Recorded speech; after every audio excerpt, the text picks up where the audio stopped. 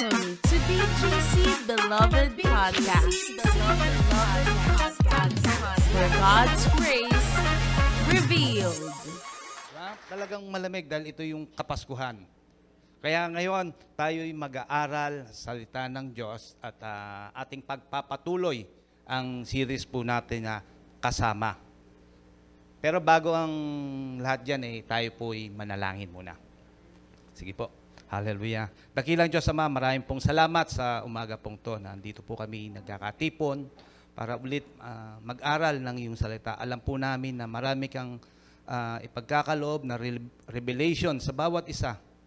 Press revelation na alam po namin ito'y magiging kalakasan ng aming spiritual sa bawat isa na andito. Kami matututo. Salamat, Holy Spirit, sa paggabay mo. Aming binubuksan ang aming puso, ang aming isipan. Kayo po ang laging manguna sa amin. Simula umpisa, gitna hanggang sa katapusan, Panginoon, ng gawaing to. Kayo lamang ang mapapurihan. Sa tanging pangalan ni Jesus, Amen. Amen. Sige po, sa umaga pong to, ulit ating pag-aaralan ang series po natin na Kasama ang Tunay na Puso ng Pasko. Pero bago ang lahat, kayo po ba ay nakapag-share na ng ating kantang Kasama? Kakatuwa po, di ba? Yung ating kasamang kanta. Talagang naririnig pa lang natin yung mga lyrics, tayo pinagpala na. Amen po ba? Kaya ating suportahan to. I-share natin. Araw-araw natin pakinggan. Isa o dalawang beses. Pakinggan natin, share natin sa ating mga kaibigan. Sige po. At tayo po ngayon ay magsisimula na. Ang ating text ho ay kinuha natin sa Isaiah chapter 9 verse 6. Babasahin ko po. For unto us a child is born, unto us a son is given, and the government will be upon his shoulder, and his name will be called Wonderful, Counselor, Mighty God, Everlasting Father, Prince of Peace. Ang pag-aaralan po natin dyan, ay yung huli ay Prince of Peace. Pero bago ang lahat, mag-review muna tayo para yung mga napag-aralan natin na almost isang buwan, ating balik-balikan rin po natin yan sa podcast and then i-share din ho natin at ating balikan para malaman natin ulit, ma-refresh uli ang kaalaman natin sa mga nakaraang naituro sa atin ng Beloved Grace Church. Ang number 1 nating pag-aralan ng mga nakaraang buwan, ito po ay God's promise, the arrival of Emmanuel. Ibig sabihin, ang Panginoong Hesus ay dumating na. Ang ating beloved thought po dyan ay, kasama ko palagi ang Diyos, di ako kailanman mag-iisa. And then, yung pangalawa, eternal life, God's gift, that lasts forever. Kasama ko ang Diyos, ako ay may buhay na walang hanggan. And then, yung number 3, Jesus Christ, God's wonderful gift to us, the wonders of Jesus Christ. Ang beloved thought po natin dyan, kasama ko ang Diyos, siya ang pag-ibig, kapayapaan, at ang biyaya ng Pasko. Number 4, Jesus Christ, God's wise gift to us. Ano yan? He is our counselor. Ang ating beloved thought ay, kasama ko palagi ang Diyos, siya ang karunungan, katuwang, at gabay ko. And then, yung last ho na ating napag-aralan, last week, yung part 5, Jesus Christ, God's exact representation, the implication of calling Christ as a mighty God and everlasting Father. Ito po, meron ho tayong text na talagang napakaganda ho yan at ating balikan to.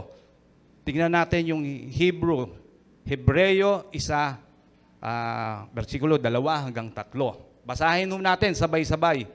Tagalog ho. Ngunit sa mga huling araw na ito, nagsalita siya sa atin sa pamamagitan ng anak. Siya ang hinirang ng Diyos na magiging tagapagmana ng lahat ng bagay at sa pamamagitan niya'y ginawa ng Diyos ang buong sanlibutan. Verse 3, ang anak, si Jesus yun, ang maningning na sinag ng kalwalhatian ng Diyos at tunay na larawan ng kanyang kalikasan bilang Diyos. Siya ang nagpapanatili sa lahat ng bagay sa pamamagitan ng kanyang makapangyarihang salita. Ibig sabihin, ang ating Panginoong Hesus, siya yung kaninningan ng Diyos na hindi natin nakikita. From Old Testament hanggang ngayon. Pero nire-represent siya ng ating Panginoong Hesus. Kaya kung nakita mo ng Panginoong Hesus, nakita mo na rin ang Diyos Ama. Kaya sabi niyan, siya ay maningning na sinag ng kalwalhatian ng Diyos. Tunay na larawan. Ibig sabihin, siya din ay Diyos. 100% God, 100% man. Kaya kung ano ang Diyos Ama, ano ang kapangyarihan niya, ganoon din ang kapangyarihan ng Panginoong Hesus. Kung ano yung pag-ibig ng Ama sa atin, ganoon din ang pinakikita ng Panginoong Hesus to our Lord Jesus Christ, ganoon din ang pagmamahal niya sa atin. Amen? Ang ating beloved thought ho dyan ay, kasama ko ang Diyos, aasa ako sa kanyang pagmamahal at kapangyarihan. Ngayon no, pupunta na tayo sa ating part 6, sa huling part po ito ng Isaiah chapter 9, verse 6. Basahin ulit natin. For unto us a child is born, unto us a son is given, and the government will be upon his shoulder, and his name will be called Wonderful, Counselor, Mighty God, Everlasting Father, Prince of Peace. Yan. Ito po, andito na tayo sa Prince of Peace. Yan ang ating pag-aaralan. Pero bagong umpisan, gusto ko lang kayong tanungin. Ano po ba yung sinasabi niyo na casual lang sa isang tao na halimbawa may problema siya? Diba, may problema ka. Ano yung sinasabi mo? Diba, sasabihin natin, malalagpasan mo rin yung problema mo. Casual lang. Gusto mo siyang i-encourage, gusto mo siya, yung word of wisdom sa'yo, malalagpasan mo yan, dadaanan mo lang yan. Pag nakita mong malungkot siya, sabi mo, casual, ngitian mo lang yan. Ngumiti ka naman para maalis yung lungkot mo. Pag may sakit ang tao, ang sasabihin mo, pakatag ka, gagaling ka rin. O hindi, magaling ka na. Pagaling ka. Yan yung mga casual na sagot lang natin. Pero itong ating pinag-aaralan, yung Prince of Peace, ngayon, meron kasi sa Biblia, na isang salita lang, na lahat na yon package na. Ibig sabihin, pag sinabi mo yung word na yon, andun na yung wish mo, andun na yung prayer mo. Ito yung ating pag-aaralan, yung Prince of Peace. Ano po ba ang Prince of Peace sa Hebrew? Ibig sabihin yan, sa Hebrew is Sar Salom. Sar Salom. Sabihin nyo nga, Sar Salom. Hindi ho yan kinakain, ha? Ha? Mamaya, alam mo, kinakain niya, Sar Salom. Sar Salom. Yan. Ano ba yung meaning niya? Kaya tayo mag-word study ho tayo. Isaiah chapter 9, verse 6. Unahan natin pag-aralan yung prince, yung Sar. Ang ibig sabihin ho dyan sa Hebrew, yung Sar means ruler, leader, chief, captain, official, and head person. Okay? Yung sino ba yung prince na yan sa sinasabi sa Isaiah? Yan yung bata na ipinanganak para sa kaliligtas natin. Siya ang Panginoong Hesukristo. Siya yung prince. Di ba? Siya yung prince. Siya yung leader natin. Siya yung head person natin nung tinanggap natin siya. Siya yung captain ng buhay natin. Okay? Ngayon, nakita natin, siya yung prince, yung batang pinanganak, ang Panginoong Hesus. Tingnan naman natin yung peace sa Greek. Ano yun? Shalom. Means, ano ibig sabihin niya? Pakibasa? Safe, well, happy, friendly, welfare, health, prosperity, completeness. Ibig sabihin yan, pinagkaloob na lahat. Yung peace na yon, andun sa tao yon, nasa prinsipe. Nakukuha niyo po ba? Dahil tinanggap natin siya, yung Sar, yung peace, andun na yun. Kasi baga na, package deal lahat. Di ba pag gusto nyo, pag bumili kayo, kailangan andun lahat. package deal na. Pag meron kayong biniling rep hanggat maaari, gusto ko may kasama na yung ulam. Oh. Hindi, sa bahay lang. Di ba? Merong ganon. Yung condo, andun na. Lahat na ng package, andun na yung rep. Complete na.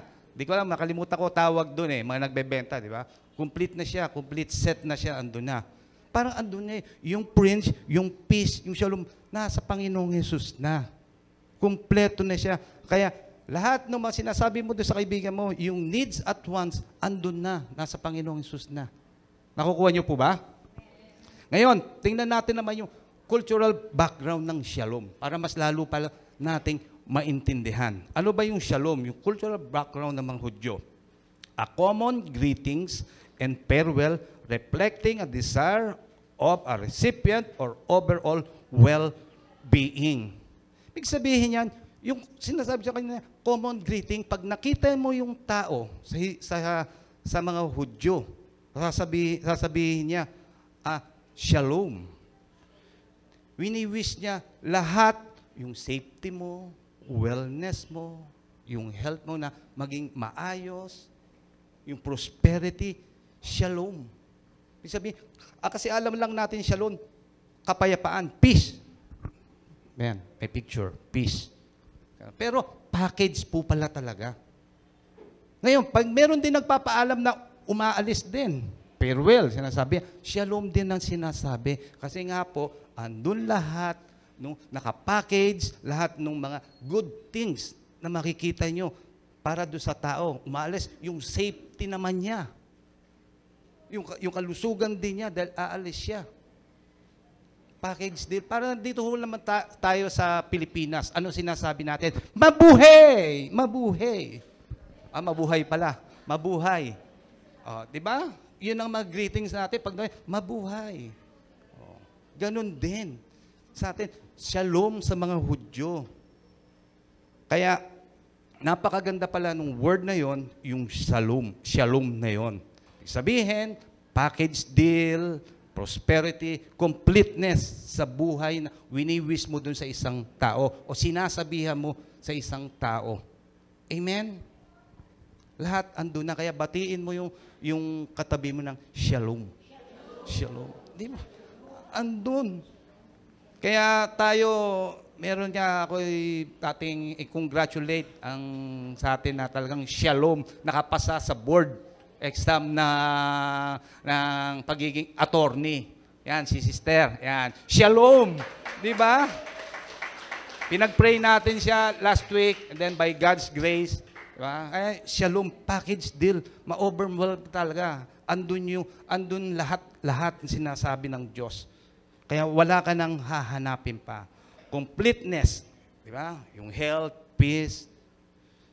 Ang napakabuti talaga ng Diyos. Kaya tingnan rin natin dito, isa pang cultural background ng shalom. Next. Sabi niyan, it's deeply rooted in the covenant relationship between God and His people, where peace, it seems, a divine gift. Ibig sabihin naman nito, naka-rooted to sa kanilang pananampalataya sa Diyos. Ang kanilang paniniwala, nakaugat to. Yung mga Hudyo, nakaugat sa relasyon nila sa Diyos. Kaya sila, sumusunod sila pag sinabi ng shalom, dahil nakita nila yung kabutihan ng Diyos. Yung divine gift. Parang tayo sumusunod tayo sa Panginoong Jesus dahil nakita natin siya yung unang umibig. Naka-rooted tayo sa salita ng Diyos. Nakita natin yung pagmamahal niya sa atin. Amen po ba? Sila din, sumusunod sila.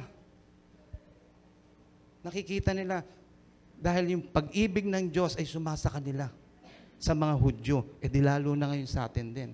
Tayo mga nasa New Covenant. Nakita natin, sumusunod tayo sa pag-ibig ng Diyos. Nagagawa nating sumunod sa pag-ibig ng Diyos na pinakita sa atin. Amen? Parang ganito lang rin yan.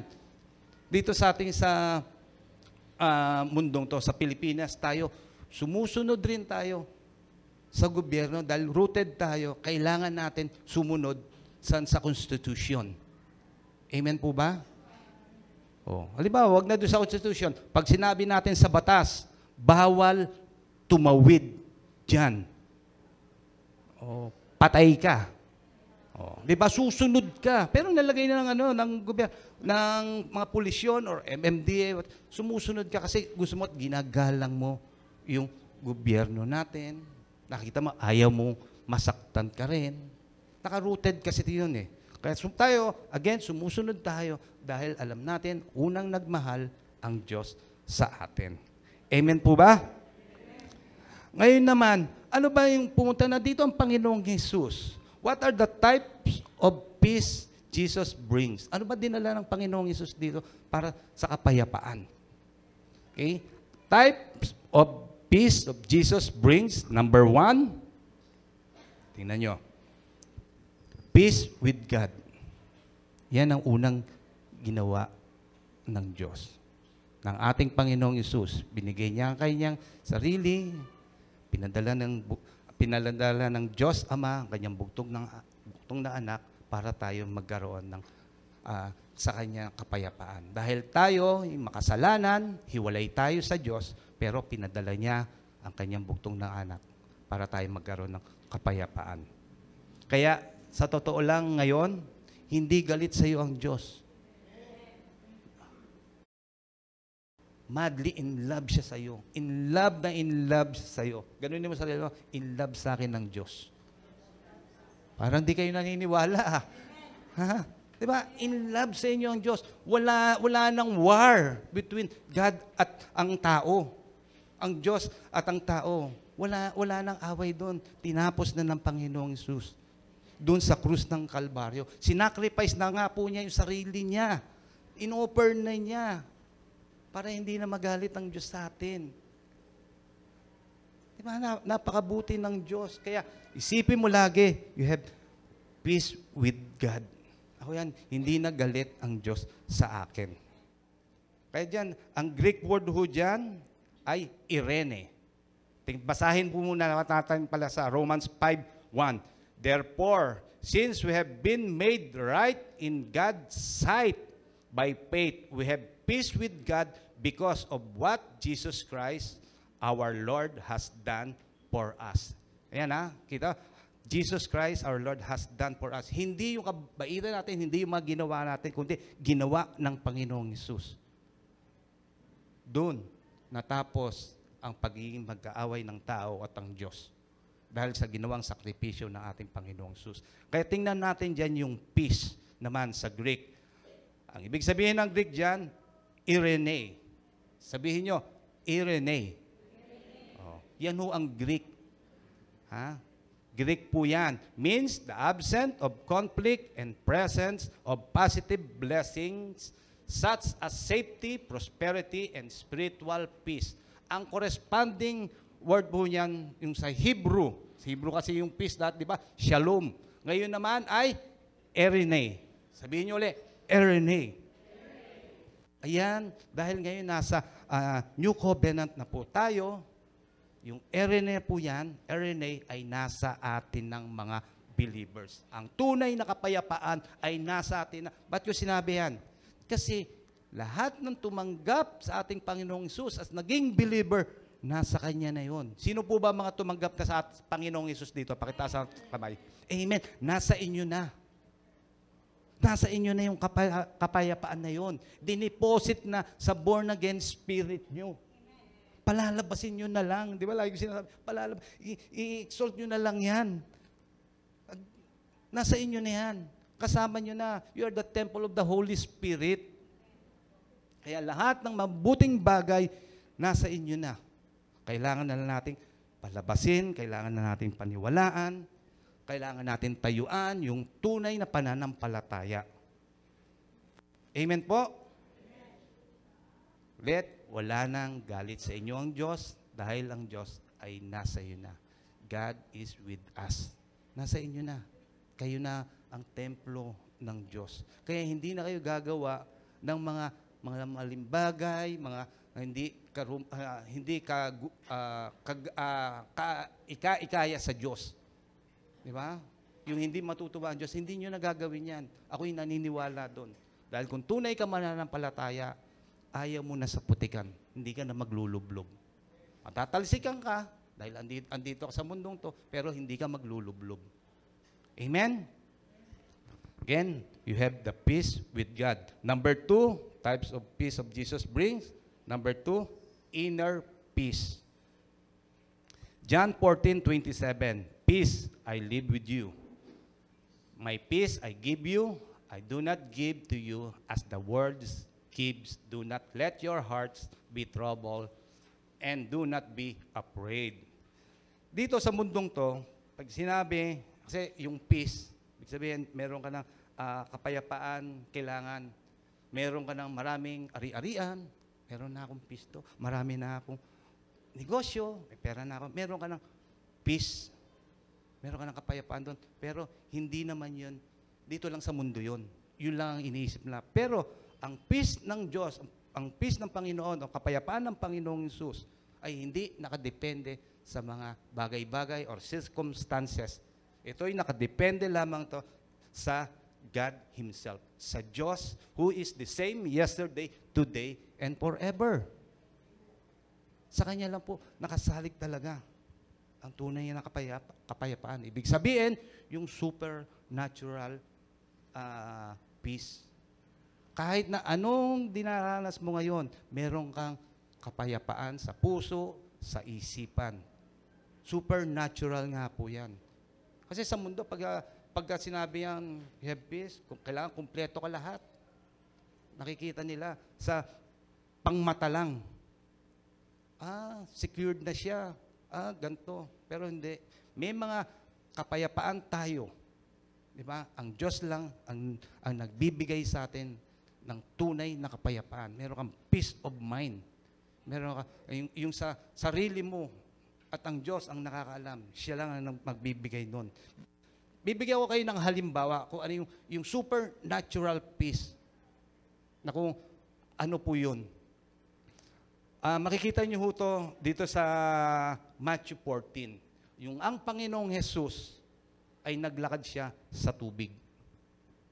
Naglakad siya sa tubig at yung mga disipulo nakita siya. Alam ko nabasa niyo na naman to sa Matthew 14. Ang Panginoong Jesus, pagkatapos niya magpakain ng 5,000 na tao, siya, sabi niya sa mga alagad, pumunta kayo sa kabilang dako, kabilang pulo. Ganoon na lang po, basahin niyo. Tapos susunod ako dahil ako'y mananalangin. Sa Matthew 14 po yan. Susunod ako. And then, pumunta nga ang mga disipulo, sila'y nagbangka, pumunta sila doon, at ang madaling araw, habang sila'y nagbabangka na, dahil hindi sila kagad nakapunta doon, dahil malakas ang hangin, ang nangyari, ang Panginoong Hesus ay sumunod. Nakita nila, ang Panginoong Hesus naglalakad. Anong sabi niya? Sabi ng mga disipulo, multo! Gulat sila, multo. And then, ito, siyempre, may mga taong yung bida-bida ba? 12 sila, may mga bida-bidang tao. Si Pedro, yan, yung mga galing ba? Kasi, ikaw na yung magaling. Sabi ni Pedro, kung ikaw yan, Panginoong Hesus, papuntahin mo ko dyan. Di sa madaling salita, nakalakad din si Pedro. Nakalakad din ho siya sa tubig. Pero, nung naramdaman na niya yung hangin, unti-unti siyang lumubog. Ano lang gusto makita dito? Nakita niya yung mga troubles. Nakita niya, naramdaman niya. Unti-unti siyang lumulubog. Sa buhay rin natin, nakita natin yung mga troubles. Pero, hindi natin naiisip, si Pedro rin, hindi rin niya naisip, swimmer pala siya. Di ba? Mangingisda, hindi ka marunong lumangoy. Parang wala akong makita nun. Meron ba kayo nakitang ganon? Kayo, kasi mga lalo yung nagtatravel, di ba? Ang galing nila lumangoy. Pero si Pedro, nakalimutan niya. Pero, tingnan na lang natin, napakabuti ng Diyos.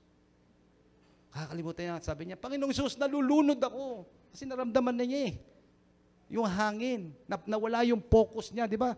Focus niya mo dapat sa Panginoon. Kaya sabi, kailangan ang focus natin nasa Diyos. Turn our eyes to Jesus. Doon lang. Dapat laging nasa Kanya. Nasa Panginoong Hesus. Na-distract si Pedro. Nalunod siya. Pero buti na lang, ang bait talaga ng Panginoong Hesus. Sinave siya. Hinawakan siya. Ganon. Paghahawak, di ba? And then, nakapunta silang payapa, nakabalik sila. Saan? Sa bangka ng maayos. Oh. Ano lang ang gusto nating makita dito? Ano man ang trouble natin ngayon sa mundong to, sa magulong mundong to, andyan ang Panginoong Hesus. Siya ang tutulong sa atin. Kung ayaw nyo madistract, turn our eyes to Jesus only. Siya ay hindi nagbabago noon hanggang ngayon. Kaya sabi nga niya di ba? Yan, do not let your heart be troubled and do not be afraid. Sabi pa niya, bago nga pala ito makita, bago lumubog si Pedro, sabi ng Panginoong Jesus sa Matthew 14:27, yung nauna pala, sabi niya, but Jesus immediately said to them, take courage, it is I, do not be afraid. Sipin mo, yung nakikita pa lang, sumigaw pa lang sila, multo, sinabi ng Panginoong Jesus, do not be afraid. Doon pa lang, pinapakita na ng Diyos, andito ako to. Ako yung sandigan nyo. Ako yung kasama nyo. Yeah? Kasama. Oh. Ito pa. Tingnan nyo pa to Tingnan nyo pa to sa isa pang kwento. Sa Mark chapter 4 verse 37 din. Hanggang 41 sa Mark naman. Ganito rin. Kasama rin niya ang disipulo. Nasa bangka pa rin sila. Kasama na nila Present na doon ang ginagawa ng Panginoong Hesus. Natutulog. Anong ginawa nila? Habang sila'y binabayo ng hangin, binabayo sila ng malakas na alon, ginising nila ang Panginoong Hesus. Sabi na, Panginoong Hesus, di ba na alintana tayo na binabagyo? Oh. Pero, tingnan lang natin dito, sa mundong to ngayon, alam natin, ang kaningningan ng Diyos ay nasa Panginoong Hesus. Di man natin siya nakita, pero alam natin, ang Holy Spirit ay nasa atin, nasa born-again spirit natin, papalabasin na lang natin, kasama natin siya, dapat hindi tayo matakot. Bakit ko sinasabi to? Kasi yung mga disipulo natakot. Ulit, mga swimmers sila. Kumakain silang buhay na isda. Mayroon nun, di ba, nang huli. Kumakain sila ng lato. Yung gulay yun. Di ba? Kumakain. Ibig sabihin, pero takot sila. Kasi, nawawala sila, napaparalyze yung isip nila. Nauuna yung pag-iisip nila matakot. Yung potential nila, yung sinasabi ka na dapat palabasin natin, alam natin, nasa born again spirit, na dapat palabasin natin. Yung supernatural na pag-spiritual natin. Kasi, meron tayong, sixth sense. Yan yung sa atin, spiritual life po natin. Sixth sense, alam niyo po ba? Yung spiritual life natin. Di ba 5 lang ho ang senses? Sa science, gusto niyo mag-science tayo ngayon? Joke lang. Yung pang-anim, palabasin niyo po, masanay po tayo. Para hindi tayo napaparalyze o hindi tayo natatakot sa mga bagay para dito sa mundong to. Yung supernatural blessing na yun, lalabas yun, hindi ka matatakot. Kahit anong hamon sa mundong to, mga problema, andun ang Diyos, nasa inyo, nasa born-again spirit nyo, palalabasin nyo. Kaya ko lang sa inyo nasasabi, kasi sa akin, nangyari po to sa aming pamilya. Supernatural blessing. I always declare, lagi kong sinasabi,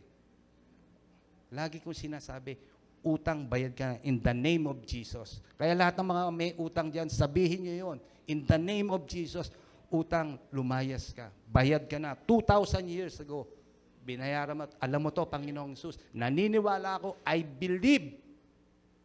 Araw-araw ko sinasabi yan. Pinapanalangin ko, walang patid alam ng Lord yan. Oo. Pero, behold, talagang tinapos ng Panginoong Hesus. Nakakawala ka. Amen. Sakit, sabihin mo yan. Utusan nyo. Marami na tayong testimony niya. Sanayin nyo lang ang sarili nyo. Please, sanayin nyo. Kung ano ang gusto nyo, ibuka ng bibig nyo at paniwalaan nyo, gagawin ng Diyos. Amen? Sabi nyo, I'm a child of God. Anak mo ko, Diyos. Panginoong Hesus. Kaya naniniwala ako, tutugunin mo ang panalangin ko.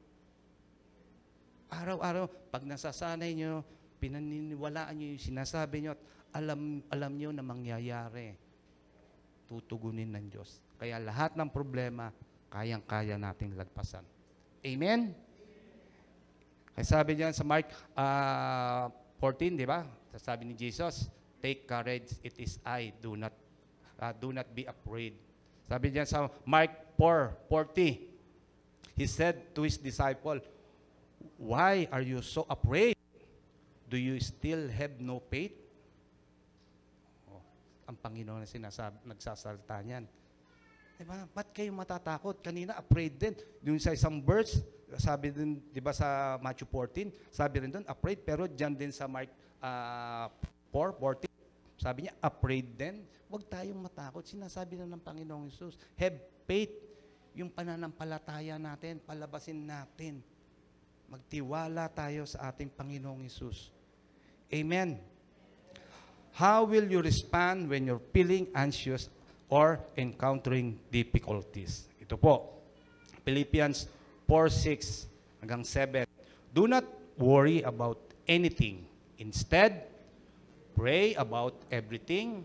Tell God what you need and thank Him for all He has done.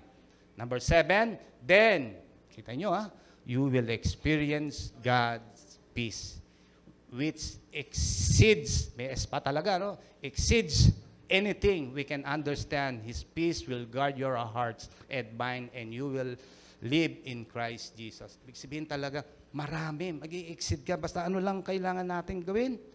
Mag-pray tayo. Panalangin natin. Kaya sabi nga, lagi nyo dinideklara ko ano yung pinapanalangin, ano yung gusto mong sabihin, lalabas yun. And then, sabihin sa Abba Father, mag-thank you ka na lang. Kaya ako sabi ko, di ba nag-thank you na 2,000 years, alam mo to, sinagot mo na tong prayer ko. Kahit hindi mo siya nakikita. Ako, hindi ko talaga nakikita yon. Blanco talaga ako. Pero, alam ko, by faith, tinugon mo na ang panalangin ko. You will walk by faith, not by sight. Amen po ba? And then, pasalamatan talaga natin siya. Lahat ng kabutihan natin, mga natatamo, pasalamatan lagi natin ang ating Panginoong Hesus. Talagang malalaman natin at maranasan natin yung supernatural blessing at supernatural peace by God. Amen? Yung tunay na kapayapaan ng Diyos ipagkakaloob sa inyo. And then, number 3, eternal peace, hope for the future. Ito naman, meron na tayong kapayapaan sa darating na panahon. Ito yung eternal peace, pahayag, 21, 3 hanggang 4. Basahin natin. Narinig ko ang isang malakas na sigaw mula sa trono. Ngayon, ang tahanan ng Diyos ay nasa piling na ng mga tao. Mananahan na siyang kasama nila. Sila'y magiging mga mamamayan niya at siya'y makakapiling na nila at ang magiging Diyos nila. Verse 4. Verse 4. Papahiran niya ang mga luha sa kanilang mga mata. Wala nang kamatayan, kalungkutan, iyakan o sakit sapagkat lumipas na ang dating kalagayan. Ito po, yung sinasabi po niyan, yung hope natin after ng millennial kingdom or 1,000 years na paghahari ng Panginoong Hesus. Dahil itong lumang mundong to, magkakaroon ng new heaven at new earth. Papalitan to. Kaya di ba lagi natin sinasabi, yung pinakamagandang itsura mo nung ikay nabubuhay siguro lang sa mundong to, ito yun. Makikita mo na, wow, dati ko, ano bang gusto nyo? Anong taon kayo noon? Mga 20, 18? Di ba? Yung mga kalalakihan doon, siguro yung may mga 6-pack, mga nasa 20 years old, yun, ganun ang itsura nyo. New heaven and new earth. Wala nang mga wrinkles yan. Di na natin kailangan yung, sunscreen. Kasi maganda na tayo dyan. Pero ang maganda dyan, kasama natin ng Diyos, masaya na tayo. Diba? Kakalimutan na natin, papahiran niya ang mga luha.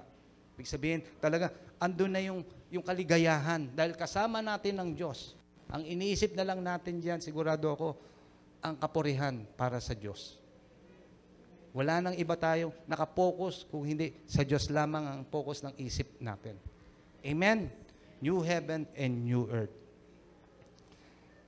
Okay? Ngayon naman po, tayo pupunta ngayon sa beloved walk natin o life application. Ang ating life application, kasi kailangan din naman po, pag alis nyo dito, meron tayong beloved walk o yung life application natin. Ang life application natin, living out the peace of Christ, trusting in His promises. John 16:33, I have told you these things so that in me you have peace. As Panginoong Jesus, in this world you will have trouble. Sinasabi yan. Diba? But take heart, I have overcome the world. Diba? Napagtagumpayan na ng Panginoong Jesus. Sinabi niya, di sa mundong to, magkakaroon kayong mga problema. Marami. Andiyan ang super traffic. Pero napagtagumpayan na ng Panginoong Jesus yan. Kailangan na lang natin magkaroon tayo ng kapayapaan sa ating puso. Kasi, alam nyo, totoo lang, ang problema o ang troubles, hindi ho bigay ng Diyos yan. Amen? Hindi ho nanggagaling ang problema sa Diyos. Nanggagaling problema minsan sa tao. Sa tao. Ba't nagkaka-traffic? Walang disiplina yung kasalubong mo. Kinain yung isang linya. Marami. Bakit magkakaroon ng baha? Sa tao pa rin. Tapon ng tapon dito, tapon doon, tapon dito. Kaya nagkakaroon ng mga disaster. Mga puno, pinuputol. Nagkakaroon ng landslide. Hindi gawa ng Diyos na tayo para mawasak. Kaya alisin nyo sa isip nyo ng masamang bagay nanggagaling sa Diyos. Kasi mayroong mga nagtuturong ganyan.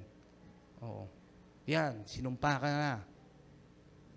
Tinanggap ko ang Panginoong Hesus, wala na sa akin yun. Tatalbog sa iyo yan. Diba? Nasa iyo na. Nasa iyo na yung Holy Spirit. Sabi, may mga pagkakamali lang tayong desisyon. Yan, tandaan nyo. Pero, kung meron man tayo maling desisyon, ang ginagawa ng Diyos, inaayos yun. Binibigyan tayo ng wisdom.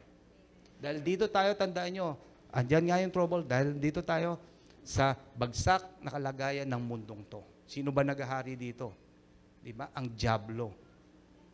Pero salamat dahil tayo nasa Panginoon na hindi na siya naghahari sa atin. Amen? Tingnan rin natin to. Sabi diyan sa 2 Peter 1:3, Tagalog, ipinagkaloob na niya sa atin sa pamamagitan ng kapangyarihan ng Diyos ang lahat ng bagay na kailangan natin sa buhay. Kita nyo pinigay na ng Panginoon ang lahat ng pangangailangan natin sa buhay ito. At sa pamumuhay ng tapat sa Kanya, ito sa pamamagitan ng ating pagkakilala sa Kanya na tumawag sa atin ayon sa Kanyang karangalan at kalwalhatian. Ibig sabihin, pinagkaloob na ng Diyos ang lahat ng pangangailangan natin. Maniwala na lang po tayo. Tutulungan niya tayo. Kasama niya tayo. Isipin niyo na lang to. Kung hindi pinagkaloob ng Diyos ang hangin, ano tayo ngayon?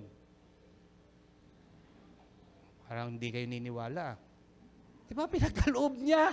Kayo naman simple, walang hangin. Di ba? Wala tayo. Pinagkaloob ng Diyos yun. Ano ba naman kayo? Hello? Palakpakan natin ang Diyos. Amen. Simple. Hangin.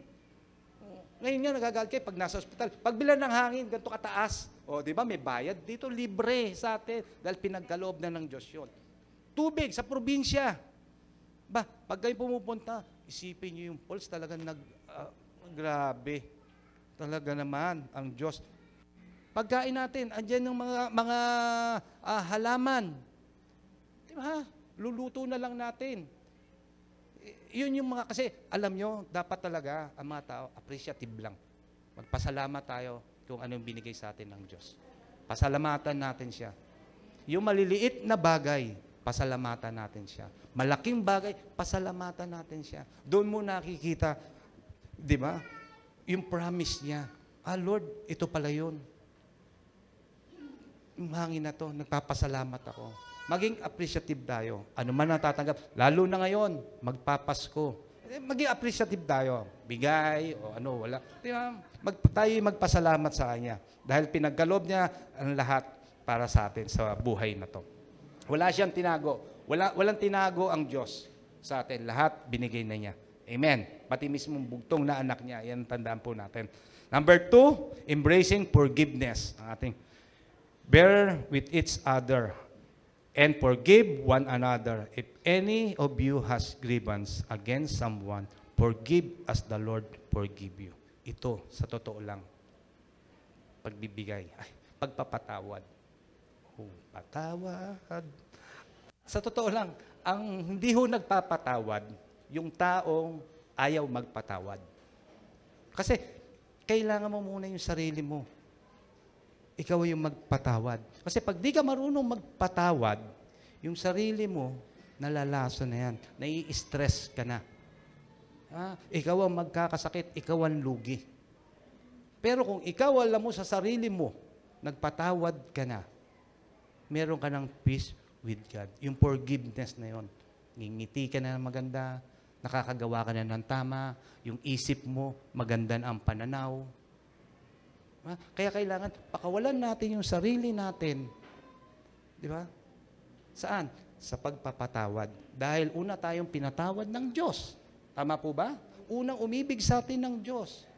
Okay lang, pinatawad mo na siya. Siguro, iniisip mo, dapat di ba patawarin? Oo, patawarin mo siya. Dahil ikaw mismo, kumakawala ka sa kadena. Sa kadena ng unforgiveness. Ngayon, tatanungin mo, paano yun?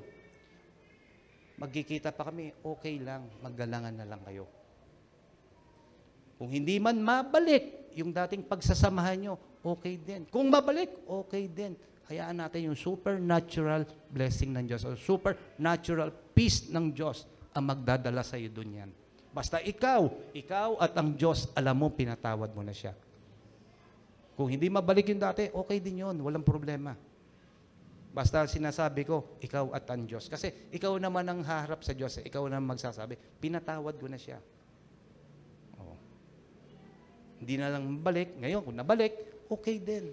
Kasi, tandaan rin natin, may mga learnings din tayo sa buhay na to.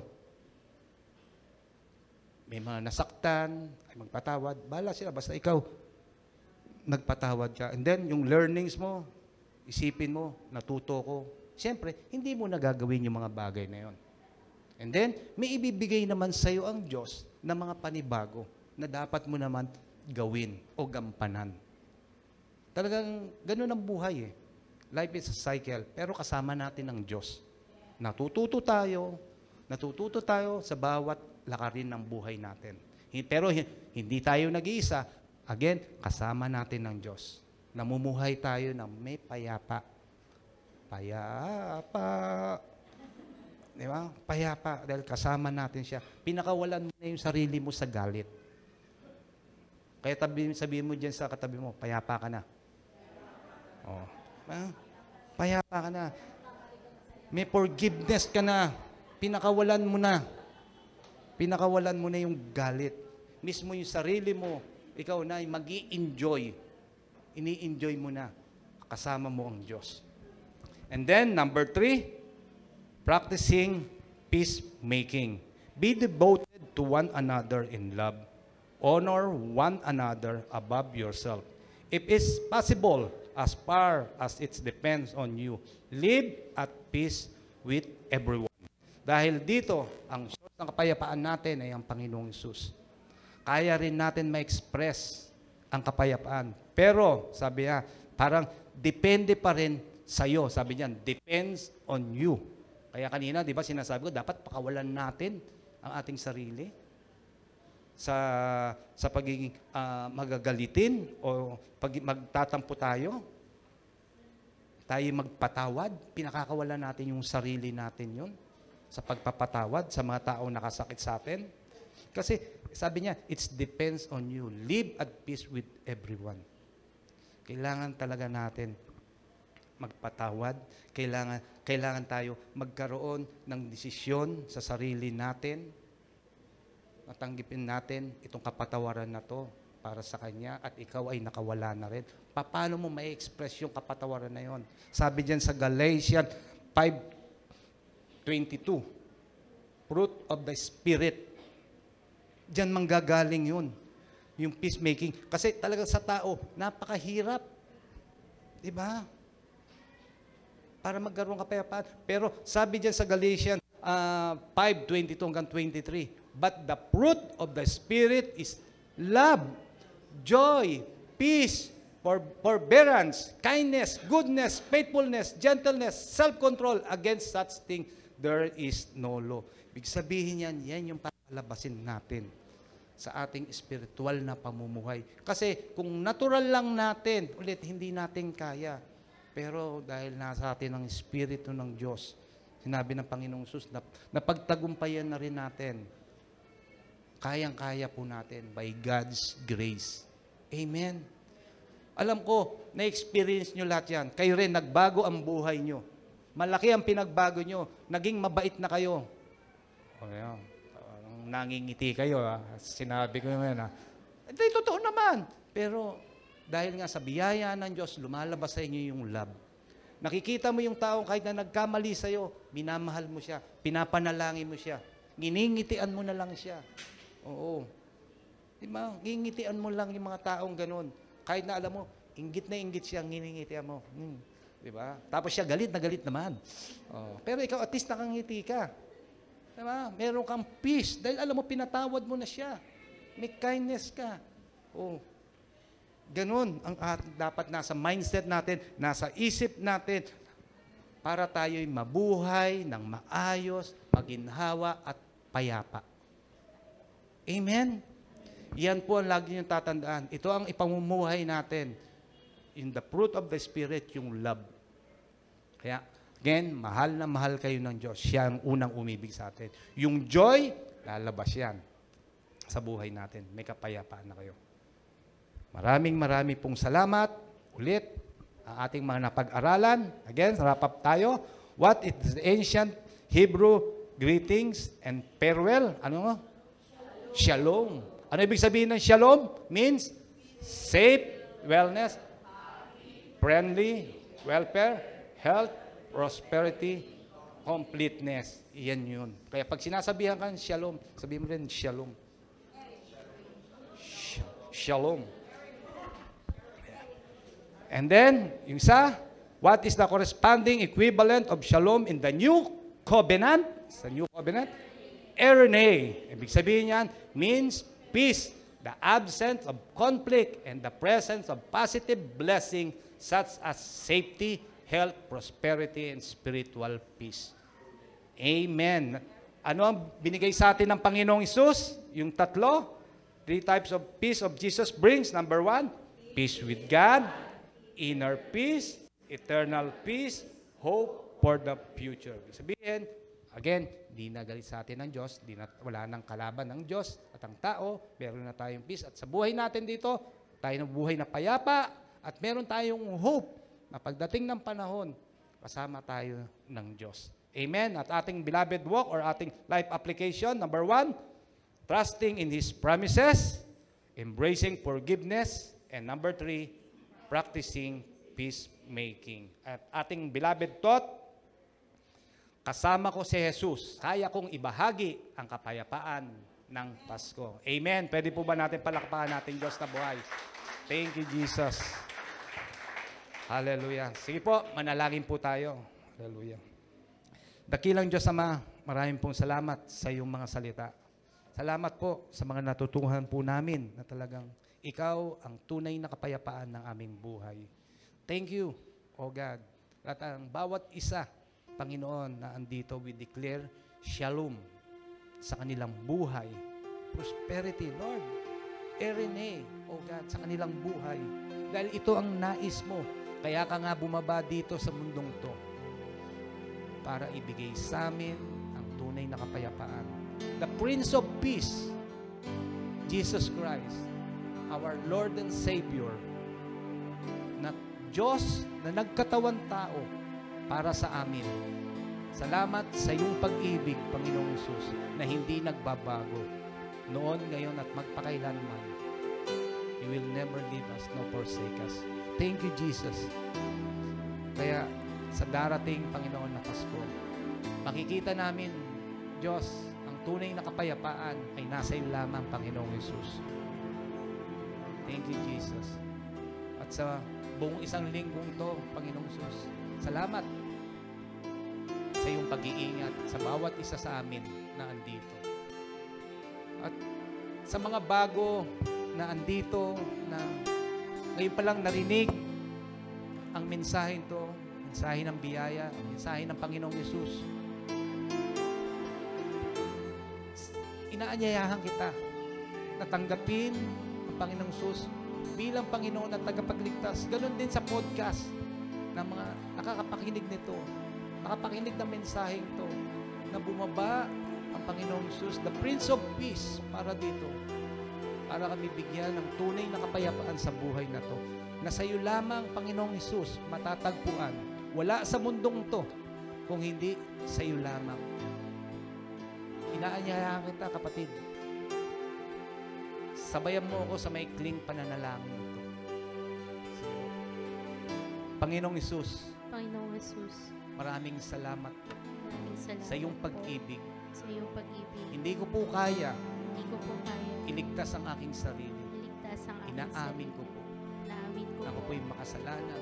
ako'y makasalanan. Salamat Salamat sa iyong pag-ibig sa iyong pag-ibig. na ikaw ay namatay na ikaw ay namatay sa krus ng Kalbaryo sa krus ng Kalbaryo. at muling nabuhay At muling ng nabuhay ikatlong araw. ng ikatlong araw. Kaya sa oras pong to, Kaya sa oras pong ito, tinatanggap kita tinatanggap kita bilang aking Panginoon bilang aking Panginoon at tagapagligtas. at tagapagligtas. Kayo na po Kayo na po ang maghari ang maghari sa aking buhay. sa aking buhay. Isulat niyo po Isulat niyo po ang aking pangalan aking pangalan sa aklat ng buhay. sa aklat ng buhay. Maraming salamat po, Maraming salamat Panginoong po, Yesus. Panginoong Amen. Yesus. Ako na lang mananalangin.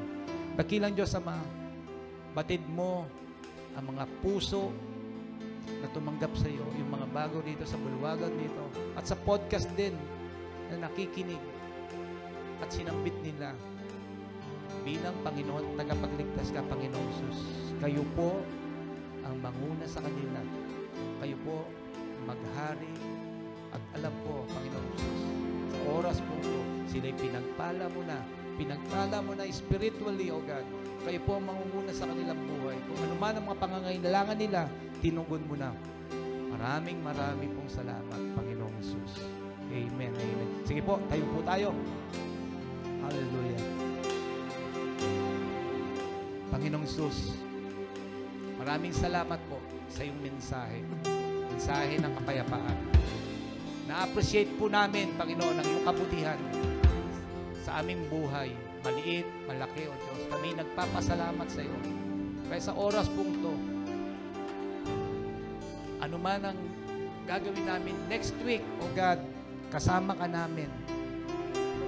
Yung shalom, yung peace, yung love, prosperity, O God, kasama namin. Dahil alam po namin na ikaw ay nananahan sa amin.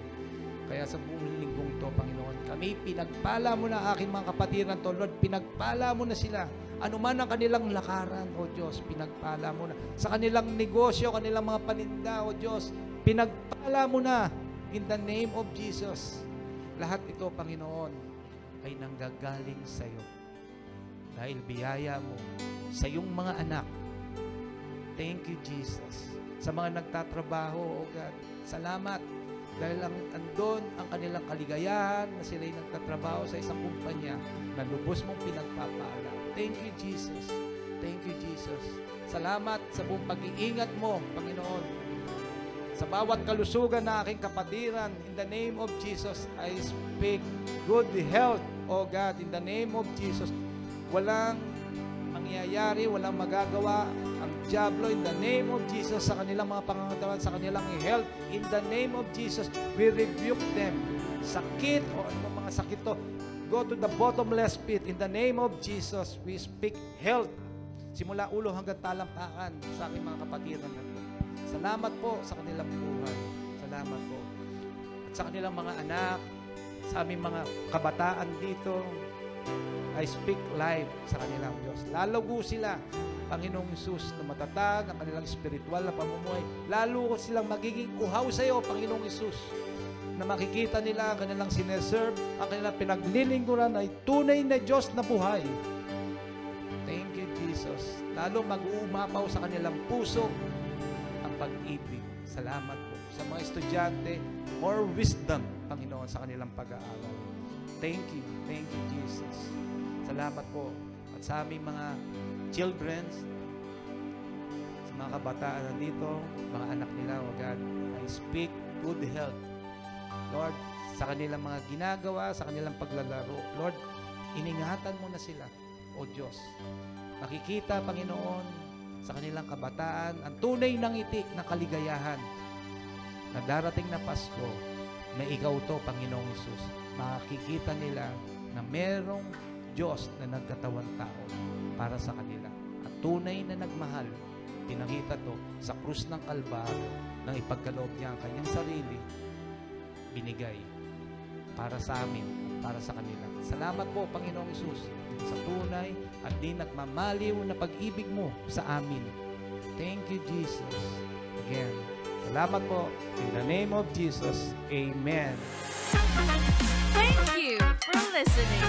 This is PGC Beloved Podcast, where God's grace revealed.